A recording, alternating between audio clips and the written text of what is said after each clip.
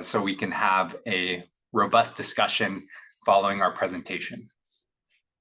So now let's introduce our team.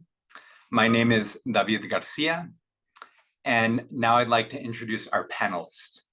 First, Joshua Switsky, the Acting Director of the Citywide Division in SF Planning, and Lisa Chen, Principal Planner and Project Manager for the Expanding Housing Choice Program, who will share a brief presentation and answer questions following. Before we begin the presentation, I will ask Joshua Switsky to share some words. Thank you, David. Welcome, everyone, and thank you for taking your lunch hour to be with us and to hear and discuss the Expanding Housing Choices zoning program. For those who attended one of our big in-person workshops over the summer, thank you for joining us again. And for folks who are unable to attend these workshops, and this is your first event, we're glad you could join this webinar. We are trying to employ as many kinds of engagement activities as we can, both in person and virtual, to talk and hear from as many people as we can, especially those who may not typically be engaged in planning issues. This effort, as I hope you're all aware by now, is a critical and state-mandated implementation action from our recently adopted housing element. The housing element is the city's first housing plan to center on racial and social equity. And this guiding principle, which aligns with the state's requirements to affirmatively further fair housing, provides the framework for where and what this effort is focusing on. And you'll hear more about that in a moment from Lisa. Mayor Breed, through her Housing for All executive directive issued on the heels of the housing element adoption, directed the planning department to come forward with this mandated zoning plan in January of next year. So the effort and pace is definitely responding to the urgency and severity of the housing crisis, as are these timelines, but we have always been and remain committed to grounding this work in thoughtful, community-focused conversations and technical analysis. I also want to add that this zoning plan is important to meet other critical goals for the city, including sustainability goals as described in our climate action plan. And the city has a long-standing commitment to building housing opportunity in the form of walkable urban neighborhoods served and organized around public transit. I also want to note that zoning is but one piece of work of implementing the housing element and building complete communities, and we're working both internally and with our sister agencies and community partners on all of the complementary issues that accompany growing and evolving neighborhoods, ranging from supporting our merchants and community service providers to investing in and upgrading our infrastructure as necessary. So with that, it's my pleasure to hand it over to Lisa Chen to give you an overview of the rezoning program. Lisa. Hi, good afternoon. Thank you, Josh, and thank you all for being here. My name is Lisa Chen with the Planning Department, and today I'll be talking about expanding housing choice. I'll be providing some context on why this work is needed, followed by an overview of the project, and finally a summary of some of our outreach to date and opportunities to get involved. For those of you who are at some previous events, today's content is similar to what we provided at our open houses and at the Planning Commission. So we want to ground this work by just noting that the project is really driven by our affordable housing crisis, which impacts all of us in our community, even people living in stable housing. Here are quotes that we heard during the housing element and other planning efforts, highlighting the types of people who are vulnerable when there are not enough homes in our community.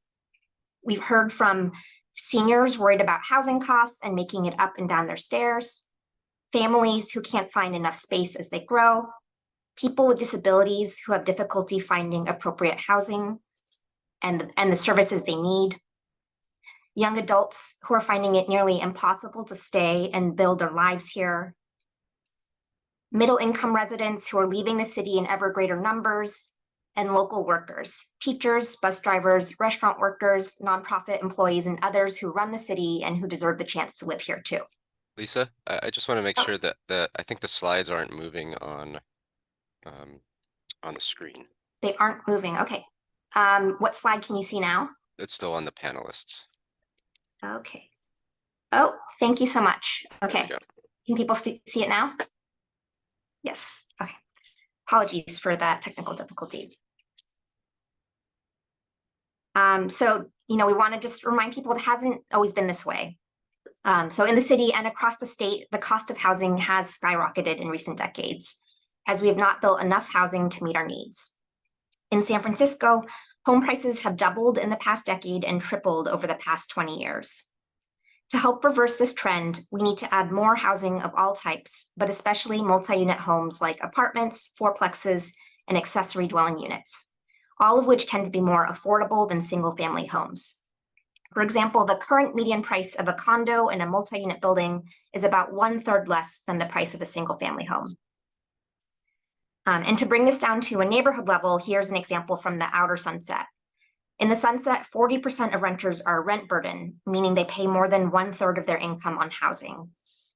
This means that they could be one emergency away from housing instability, for example, due to losing a job, a health crisis, or other life event. The Sunset also has a scarcity of affordable housing. The neighborhood has just 45 subsidized affordable units and over 4,000 people who submitted applications, or roughly 90 applicants per unit. While these trends are pronounced in San Francisco, the housing crisis is felt across the state. Last year, lawmakers adopted the California Statewide Housing Plan, requiring cities to add 2.5 million new housing units in the next decade, including more than 1 million units affordable to low-income residents. San Francisco's share of this is 82,000 units. The city is not responsible for building these homes, but we are required to change our zoning rules to make room for these units and to improve our permitting processes to get housing built faster. In response, San Francisco unanimously adopted our housing element early this year following a 3-year outreach and adoption process. The housing element is our state-mandated plan for protecting tenants, preserving affordable housing, and producing new housing to meet our needs. The housing element is a comprehensive plan with over 350 actions that the city will work on over the next decade. Many of these actions are clustered into these 4 areas, which are also outlined in the mayor's executive directive on housing for all. In addition to the rezoning, which is on the top left, we are actively working on identifying funding and strategies to produce affordable housing, activating community priorities, which is about collaboration with equity communities, and housing production and process improvements, which will simplify our permitting process to reduce costs. The mayor and board of supervisors have introduced various pieces of legislation addressing these areas that are being considered at the Planning Commission and board. Our rezoning program, Expanding Housing Choice, is fundamentally about ensuring we can build a diversity of housing types to meet our needs. Until the middle of the 20th century, it was possible to build a greater variety of housing throughout the city, including apartment buildings like the one shown here next to the Painted Ladies. Over the last century, however, lawmakers started changing zoning rules to exclude these housing types, often for reasons of overt racial and economic discrimination. These trends culminated in 1978 when many neighborhoods were downzoned to allow only single-family homes and lower density buildings, making new apartments like this one illegal in much of the city. In more recent decades, zoning rules have been changed in the southern and eastern neighborhoods, resulting in new housing being built, as shown on the map on the left. In contrast, the map on the right shows housing opportunity areas, which are designated by the state as having good access to economic opportunities, good schools, and low levels of pollution. Since 2005, only 10% of new market rate and affordable housing has been built in housing opportunity areas, even though they comprise more than half of the city's land. State law is now requiring us to make a paradigm shift. We are now required to actively work to undo these patterns of segregation and expand housing opportunities everywhere. Our plan is to add more than 36,000 homes in these neighborhoods, mainly in the range of 65 to 85 feet tall, or roughly 6 to 8 stories. These new homes will be added along transit routes, commercial streets, and other key sites that are shown in orange on this map, because these areas show the most promise to result in new housing being built. In the areas surrounding these streets, people will be able to build 4-plex and 6-plex buildings under current laws. Under the mayor's Housing for All plan, the planning department is committed to developing a final zoning proposal by January of next year for adoption by policymakers soon after. It's important to note that we will continue to see plenty of homes built outside of these areas. As I mentioned, the zoning rules in the southern and eastern parts of the city already allow mid-rise and high-rise housing, and we still expect to see tens of thousands of additional homes built in those areas. The goal of this project is really to make sure we expand these housing opportunities elsewhere, and specifically in areas that have historically excluded new housing. This summer, the Planning Department released 2 zoning concept maps that show slightly different variations on how we can add housing to meet state requirements. Zoning Concept 1 is shown here with proposed heights in orange and red. It spreads new housing more broadly across the neighborhoods, and so the heights are slightly lower than in Zoning Concept 2. In dark blue, there is a buffer or a band of 1 to 2 blocks surrounding the major streets. In these buffer areas, we propose to maintain existing height limits, which are generally around 40 feet tall, but we would remove density limits that severely reduce the number of units you can build in these areas. In the other areas shown in lighter blue, parcels would be able to build 4-plexes and 6-plexes. Zoning Concept 2 is focused on the same major streets, but has slightly higher heights. For example, some corridors that were 65 feet in the other map are 85 feet here. Because growth is concentrated on these streets, there is no surrounding buffer. Even though these maps are shown as 2 options, we want to remind people that we're not simply choosing one or the other, as there are many other variations that could meet our goals. The maps are designed to illustrate trade-offs and solicit feedback that we will incorporate into a revised proposal this fall. We encourage everyone to give us your feedback by taking our online survey, which is posted on our website through October 1st. To make the zoning changes feel a little bit more tangible, here are some images of mid-rise housing from San Francisco showing examples of new and old architecture.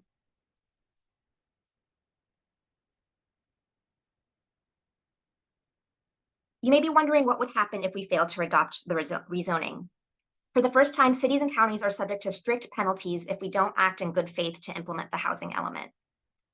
This means we could lose millions of dollars in state funding, we could become subject to fines and litigation, and ultimately we could lose control over local permitting, which means that the state could approve any housing projects that meet basic safety standards. We wanted to just give you a preview of some of the work that's happening behind the scenes, and that will be coming out over the coming months. We want to just highlight that we have a dedicated team of staff who are working on many elements. So here's a snapshot of some of the technical work that is either happening or launching soon. So we are conducting a financial feasibility analysis and analyzing how much housing the zoning changes could produce to really make sure that our program is designed to encourage housing production. We're also working on objective design standards to ensure that buildings include high quality architectural design. And we're coordinating with our sister agencies to make sure that the city is planning holistically for infrastructure and service needs in these areas. And finally, we're conducting an equity analysis of the zoning proposal and also studying potential sites for affordable housing projects. We have heard throughout our outreach that some people are feeling anxious about change in their community, which is very understandable, and that they're particularly concerned about the impacts of construction on small businesses and neighboring residential areas. So we want to also emphasize that the rezoning will result in incremental changes to neighborhoods. It's not all going to be built overnight. And how new housing will be scattered on hundreds and maybe thousands of sites throughout San Francisco built over a number of years. Further, adding new housing can bring many benefits to neighborhoods. Adding new housing can help stabilize communities and provide greater housing security. It can also create economic benefits by generating more demand for local businesses and by expanding our tax base. New housing built in San Francisco also offers environmental and climate benefits, especially compared to housing built on the suburban fringes of the Bay Area. Housing in San Francisco will be more energy and water efficient, and it'll allow people to commute short distances and use more sustainable modes of transportation, like walking and transit. Switching gears, we wanted to provide an overview of our community engagement opportunities and some ways to get involved. This slide shows our outreach timeline. We are finishing up phase 1, and there will be a second round of outreach this fall before the policy adoption process starts next winter. We've had a diverse range of events during phase 1. Our recent open houses have been the most widely attended, reaching about 200 community members. Our team also conducted a series of field visits earlier this year, walking along the corridors and meeting with supervisors' offices and nonprofits. We've also had about a dozen community conversations, which are one-on-one presentations with community groups. And finally, we've been excited to partner with MoCD and Self-Help for the Elderly on community education workshops, which are meant to provide information about housing and zoning for D1 and D4 residents. That process will ultimately include 40 workshops, of which about 30 have been completed. Here are some images from our recent open houses on June 22nd at the LGBT Center and July 11th at Golden Gate Park. We wanted to make sure these events were accessible to the broader community, so we provided childcare and food and translated our materials into multiple languages. All the materials from the open houses are posted on our website. The event featured 5 stations with information about our housing needs, the rezoning program, and other strategies to build stronger communities, even while we add new housing. Here are some themes that we pulled from the feedback received at the open houses.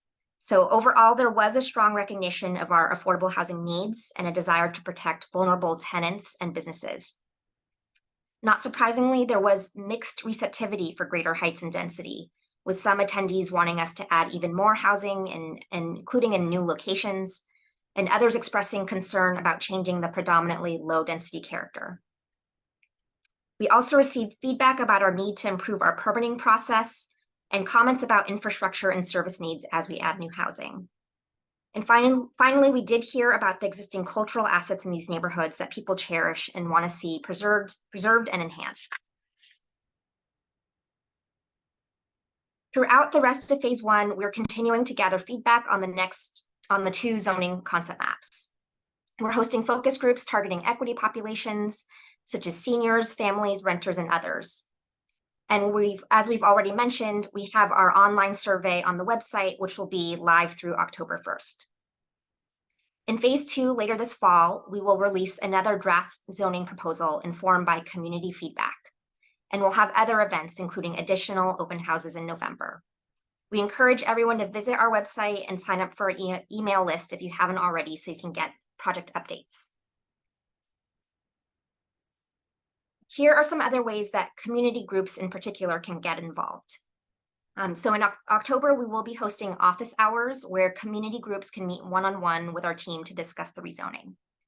We're also continuing to offer community conversations where our team can come to you and join your existing neighborhood meeting to provide a presentation and answer Q&A. You can email us at the address listed here for more information. Just in closing, we want to thank everyone who has attended our events and given us feedback so far. We do know it's difficult to see our neighborhoods change, but we've also heard through our outreach that people recognize that now is the time to make a generational investment in our housing system to make sure that it's more equitable and accessible for everyone. So with that, I'm going to hand it back to my colleague, David.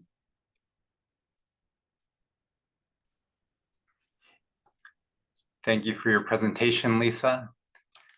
I have received several questions through our Q&A function. Thank you everyone for submitting your question.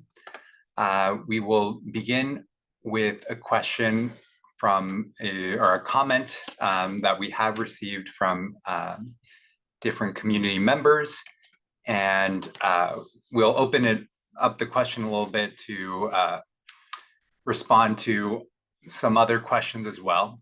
So this question is, or this comment is, I don't understand why you have the hate in this plan. It is all built out. So turning this into a question, why are some neighborhoods in the zoning proposal or not in the zoning rezoning proposal? Can you add or eliminate neighborhoods from the proposed changes?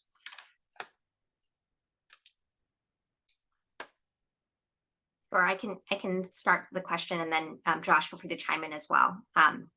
So these zoning concept maps are very close to what was submitted as part of our housing element. And so they were basically developed based on some principles about where new housing could best utilize existing resources like transportation, access to community facilities, parks, etc. And as we already mentioned, this is very much in keeping with state law, which is really requiring us to expand housing opportunities in these areas. And so for people who are also familiar with the housing element, you'll notice that it's really the same corridors that we've been discussing. So a lot of it really is focused on commercial corridors, transit streets, and then there's some other larger sites. So for example, kind of down Brotherhood Way and other large sites throughout the city. And we do recognize that San Francisco does not have a lot of vacant land, and so some of these changes are going to be incremental because it involves buildings gradually changing into other uses, perhaps. And so even if there are corridors on the map that have existing uses, there's going to be change over time. And I think kind of another analog is we have had similar zoning changes kind of in the southeastern parts of the city.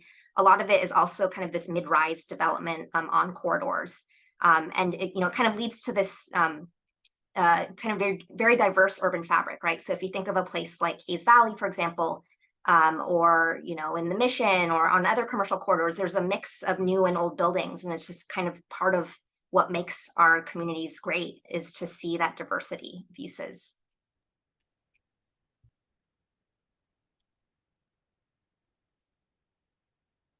I'll just add, thanks, Lisa. I'll just add that, I think to the average person, many of these corridors may seem like they're built out, that there are buildings and uses in these places, but even whether it's Haight Street or other corridors, there's more lots than you may initially think that contain parking lots, one-story buildings, buildings that aren't historic resources, don't have housing in them. The city, even through this rezoning program, that this city would continue to maintain its strong tradition of protecting historic resources, protecting existing housing. But there are quite a number of buildings throughout many of these corridors that are substantially underbuilt and offer opportunity to add housing in the future.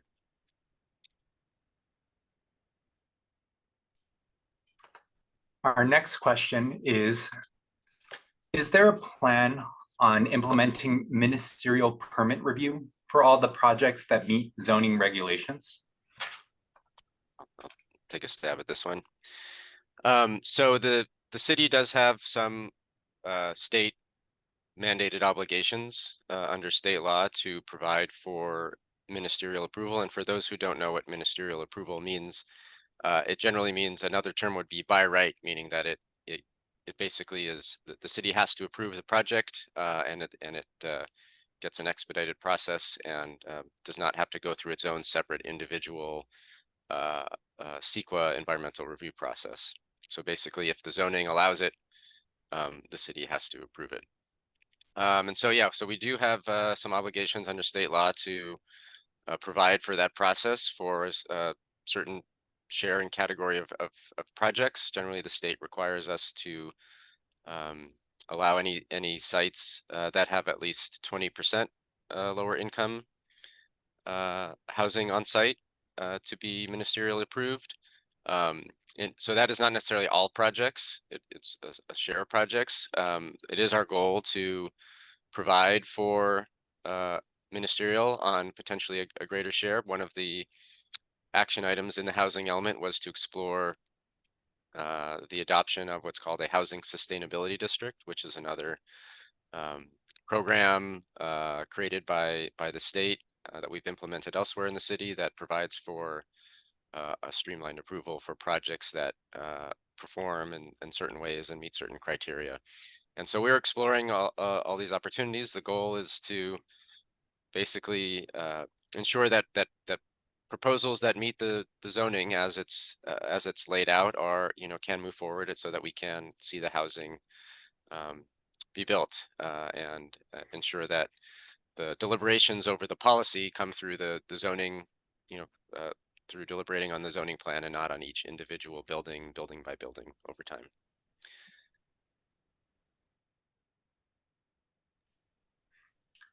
Thank you, Joshua. We will move on to a question in a similar vein, asking about what this means for different types of buildings in neighborhoods. In particular, this person's asking about what if this rezoning means that we will suddenly be seeing high rises in areas that have not had that type of development, including the outer Sunset. And if so, what does that mean for homeowners in the surrounding areas?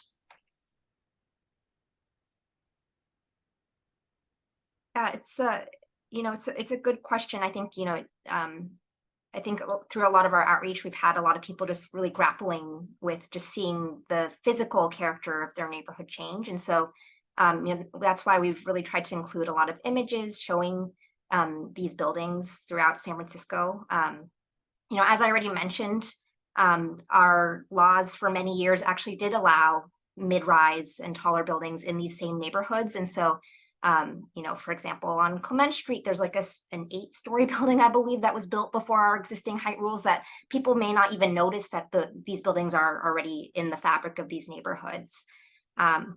So yeah, I mean, I think it's gonna take an adjustment for people, but as we also mentioned, this growth will be very incremental. It's not gonna, not all these buildings are gonna spring up overnight. When we change the zoning, there's still many other factors that determine whether an actual site will get developed. And so, I think people are going to kind of see some of these buildings to start with, and it's going to take some getting used to. But over time, they'll, it'll just become part of the neighborhood fabric. And, we actually are starting to see some more projects throughout these neighborhoods. For example, through our Home SF project, Home SF program, there have been some developments, kind of in the western and northern and other parts of the city that haven't had a lot of growth. And it's kind of more in that mid-rise kind of height range. So, I think that's a good indication of, the types of projects that we're going to see in the future, but maybe even a little taller than that.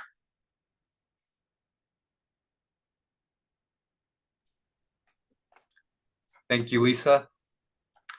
We have one question that's asking a little bit more about how what we're developing in terms of the housing rezoning map is quote unquote very close to the housing element. But this person wants to know a little bit more, what's the distinction? So if I understand the question, is it the distinction between maps 1 and 2, or the distinction between housing element and these maps? The distinction between the housing element and the maps that are being presented as zoning concepts 1 and 2. Yeah, that's a good question. They are conceptually very similar. With the housing element EIR, it actually included 3 maps. So there was kind of the EIR scenario, which was studied for the various environmental potential impacts. And then there were 2 example maps, which are very close to the maps that we've released this summer. And the 2 zoning concept maps that were in the EIR, or the example maps that were in the EIR were, similarly, there was one scenario that was really focused on the corridors themselves, and there was another scenario that, was the corridors plus that buffer around them. So I think conceptually they're very similar. The only major change is that we've just made some refinements, now that we've had a little bit of time and distance from the housing element process, which, the housing element was just such a massive undertaking. We've since then been able to take a deeper look and do kind of more of the technical analysis and look more kind of at the corridor level of, just thinking about where the heights kind of make sense given the local context, whether it's transit or existing commercial uses or kind of surrounding neighborhood areas. We're kind of taking a holistic look. And so again, they're very similar, but just very minor changes on the margins. Thank you, Lisa. Our next question is a multi-part question, but I think the larger general question is, how can the city encourage more rental housing and the type of housing that people need. So this person asked specifically about encouraging senior-focused housing, housing that fits larger families. And then we'll start with that question and then get into some additional questions on that. Yeah, this is a great question. Yeah, and I'll just note, the housing element, as I already described, has over 350 actions that the city is going to be working on over the next decade. Of those actions, the rezoning is maybe a handful. I don't know, like 5 of those actions, and then there's maybe another couple actions, a couple dozen actions that are focused on process improvements and streamlining. And then kind of the bulk of the lion's share are really about affordable housing and about housing to reach different communities and vulnerable communities in San Francisco. So it really is the heart of the plan. And so specifically with the rezoning, I think just at a fundamental level, we've already talked about how we need a diversity of housing types because single family homes, they are an important part of our housing stock. And, they're not going to go away overnight, but they don't serve everyone. Not everyone can afford them. Not everyone needs that amount of space. And so, a big part of this work is really to diversify the types of housing that we have throughout the city, and in particular in these neighborhoods that do not have a diverse housing stock currently. So that's just at a fundamental level, thinking about the physical building stock. And then I think in terms of meeting kind of these different specific needs, whether it's seniors or supportive housing, et cetera, then I think it's really layering on all these other policy efforts and programs and funding that we're really trying to identify and strengthen through the implementation of the housing element. And so, a parallel effort to this is that the city is working on an affordable housing leadership council this year that's basically convening, key stakeholders, so funders, nonprofit builders, et cetera, who are really coming together to strategize how are we going to add the housing that we need to serve everyone. And so they're going to be issuing a report at the beginning of next year that's going to identify, potential funding, potential strategies to really make sure that we're targeting our housing resources and expanding our housing resources to meet these needs.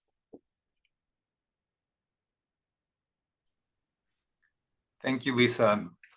An additional part of this question asked about the additional services that are being considered along with housing. So thinking about livability, are we as a team including local services in this proposal, including everything from restaurants, shops, and other services?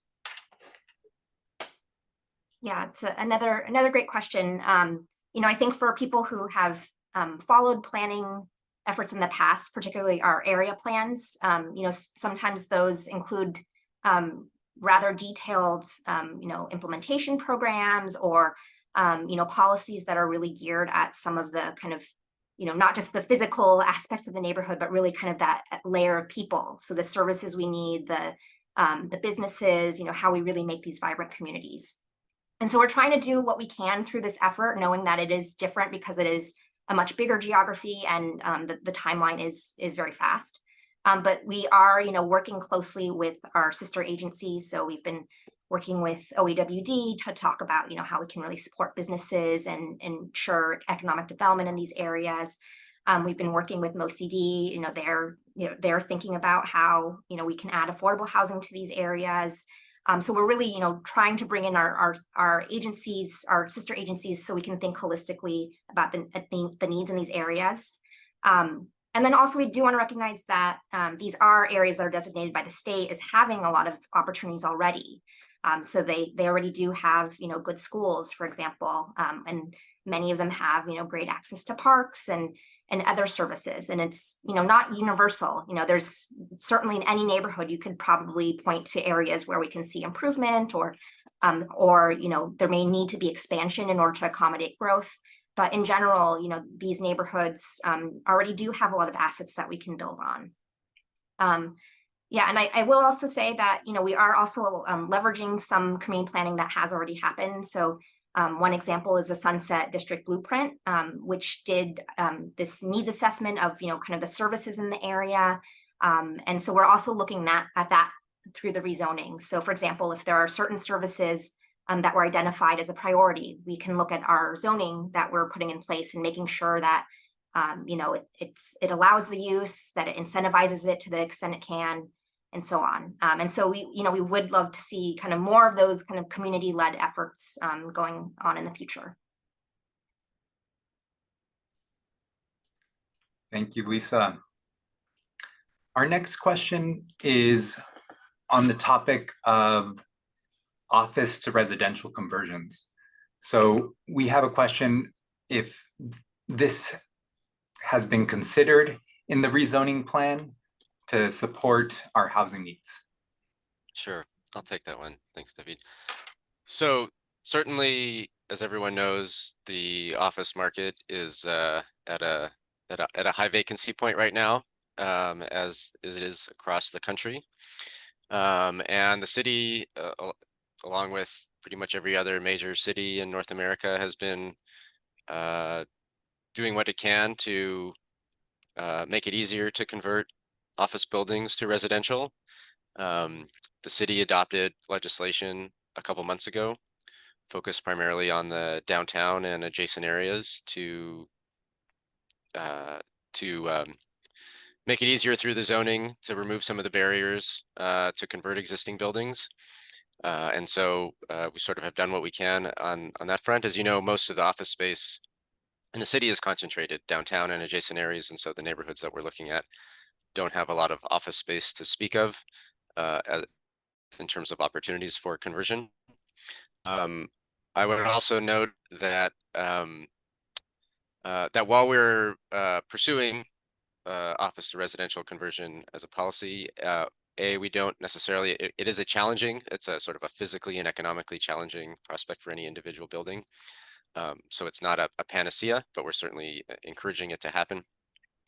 It also, it doesn't necessarily meet our zoning obligations under the housing element. So these efforts sort of are parallel and complementary efforts in how we will hopefully go about achieving our housing production needs over the coming years. Thank you, Joshua. Now we have a couple of community members asking about our timeline and dates.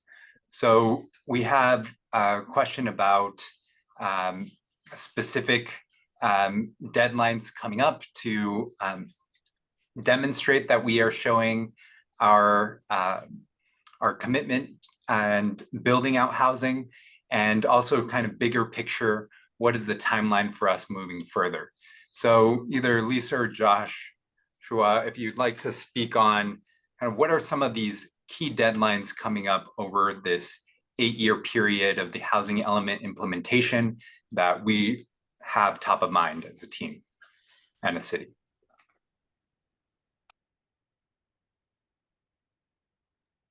I could speak directly to the rezoning, so the kind of the timelines for the rezoning under state law, we technically have 3 years since the passage or the certification of the housing element. So that would put us at January 2026. As I noted, and that's for the full adoption of the rezoning. As I noted, we are moving our timeline slightly forward at the direction of the mayor, with the understanding that having the zoning sooner can help us hopefully kickstart housing production and help us get to our housing goals. And then in terms of kind of just milestones throughout the reporting period, so we are reporting to HCD annually. So every year in the springtime, we basically issue a report saying how we're doing, meeting our housing element. This year is going to be, or this cycle is very different because this is the most expansive housing element we've ever had. So we're going to be reporting on, these 350 actions and our progress and our work towards them. I think those are the key milestones. I don't know, Josh, if there's anything else on the you want to highlight. Affordable housing funding front, that's just, of course, one of the other really big key pieces of implementing the housing element. There's a affordable housing Funding Leadership Council that's meeting all through the fall and into the winter. And I believe the goal is for them to publish their recommendations and strategy in the winter. Thank you, Lisa and Joshua. Our next question is asking a little bit about the actual size of rooms and how people live in these new housing. So we have a question, does zoning get into the weeds of the size of rooms in new properties? And a little bit about how this either supports or considers the needs of families and the sense of feeling crowded in a space. So if Lisa or Joshua would like to speak on how that relates to the rezoning. Yeah, so just on the topic of, kind of family size units. So for example, the 2 and 3 bedroom units, we do have, throughout the city and including in these areas, we do have kind of minimum thresholds for the percentage of those types of units you're supposed to provide in a multifamily building. And so that's definitely something that we can continue to look at through this rezoning. They do vary a little bit depending on what neighborhood you're in. And we have heard, that is a real desire in the community to see more family units. And then in terms of the other question about the planning code, Josh, please feel free to chime in as well. I believe that our minimum standards are for the unit size. I don't know if we also have minimum standards for the room size. And that may also be a building code question and not a planning code question. But Josh, do you know? Yeah, I don't know. I mean, I believe that there are certain building code standards for what constitutes a bedroom. But I think, generally the actual size of rooms, generally is if it's a market rate development, is sort of left up to the sponsor to propose, marketable buildings. I believe affordable housing developments have their own some of their own standards for the layout and kinds of amenities in individual buildings to meet, particularly to meet family needs. Thank you to you both. Our next question is speaking a little bit more on something that we talked about earlier on small businesses and additional services. So we have a comment and a question about how we ensure that there are good services still able to exist on our commercial streets, especially as we increase the housing capacity on these single streets that are on these corridors, where we might see some of the small businesses being priced out of new constructions, and this fear that they may be displaced by new developments that happen on these streets. So if we can touch on this comment of what we're doing to support small businesses that already exist along our commercial corridors. Certainly. So as I mentioned, we are already talking with the Office of Economic and Workforce Development. We really want to work with them to figure out how to serve these businesses and services as these neighborhoods change. And we actually were just at the Small Business Commission earlier this week, also getting their perspectives. For me, it was helpful to hear them also recognize that, neighborhoods are already changing and will continue to change, and they want to work with us on making sure that we do outreach to the small business community. And we actually are planning a couple focus groups to really kind of hear more of those stories and concerns firsthand. So we are looking at a few policy ideas we need to explore them further. But we are looking at, whether there might be some sort of relocation assistance for businesses based on how long they've been there. There's actually some precedent in state law, the recent AB 2011 legislation, which is also a statewide policy that's encouraging construction on commercial corridors. So that one does have a relocation assistance measure to it that we can try to model off of. I know that Supervisor Melgar has also been talking about, whether the city should be creating a business commercial construction mitigation fund.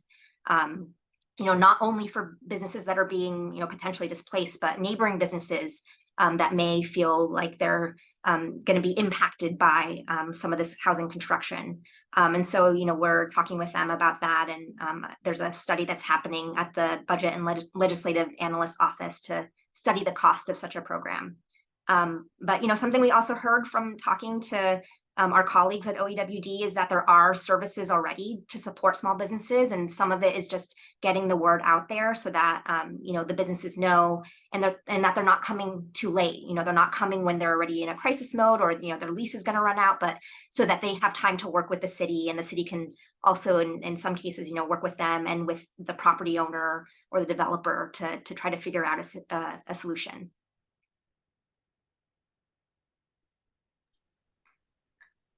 Thank you, Lisa. While we are considering kind of the additional needs of services, one community member brought up an important issue, which is sewage.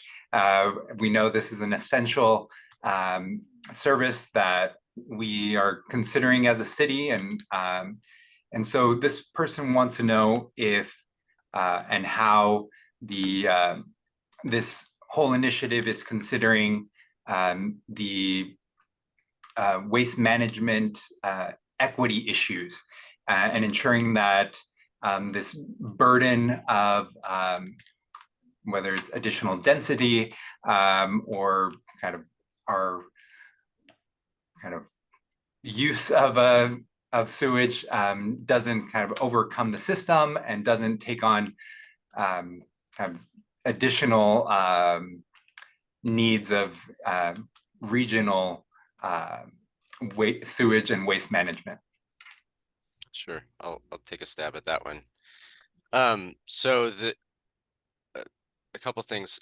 Well, first, the city has 3 sewage treatment plants. One of them is in the southeast, in the Bayview. There's one near Fisherman's Wharf, kind of in the northern waterfront, and there's one in the far southwest part of the city near the zoo, out by near the ocean.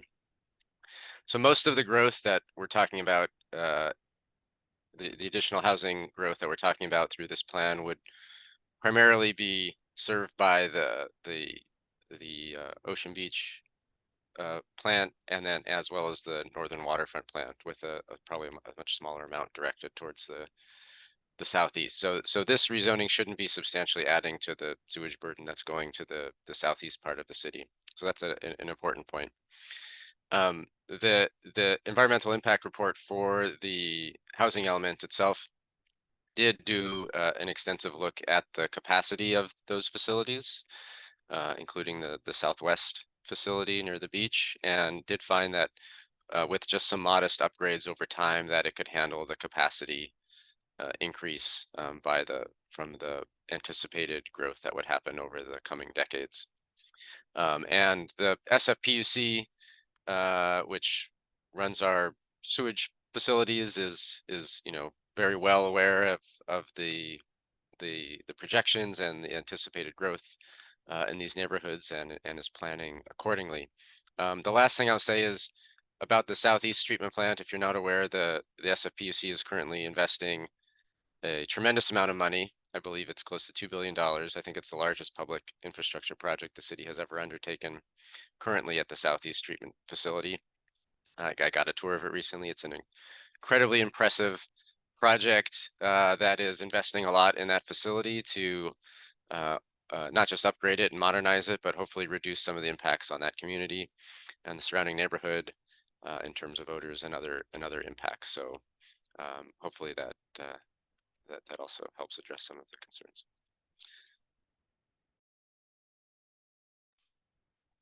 Thank you, Joshua. And now we have one more question here that takes us back to this topic of supporting our local businesses. And this is something that as a city, we are trying to do. So this person is asking if there's an existing affordable business space program and if that might be built into the requirements for new mixed-use buildings. So we touched a little bit on this prior, but just if there's anything else we'd like to add to support affordable spaces for businesses.